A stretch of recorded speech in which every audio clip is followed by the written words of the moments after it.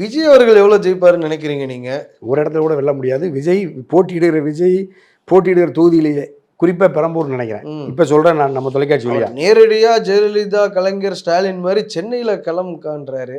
நான் எந்த ஊர்ல களம் கண்டாலும் விஜயை தமிழ்நாட்டு மக்கள் நிராகரிப்பார்கள். அதுல பெரம்பூர் அப்படி வர்ற செய்தி உண்மையா இருந்தால் பெரம்பூர் சட்டமன்ற தொகுதி வாக்காளர் பெருமக்கள் ஒரு வாக்கை கூட விஜய்க்கு வாக்களிக்க கூடாது.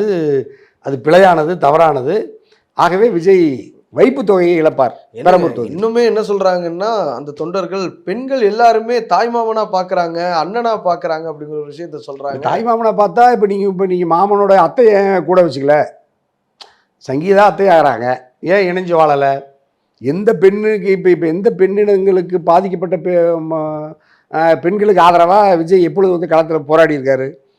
ஆனால் வாச்சாத்தியில் பெண்கள் பாதிக்கப்படுகிற பொழுது பல்வேறு காவல் நிலையங்களில் பத்மினி போன்ற சிதம்பரம் காவல் நிலையத்திலாம் பயன்படுவதுதான் சிபிஎம் எவ்வளவு பெரிய போராட்டங்களை ஜனநாயக சக்தியில் நடத்தினாங்க.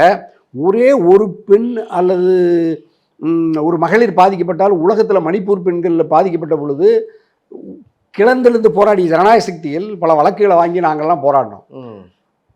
எங்களுக்கே மக்கள் தயங்குறாங்க.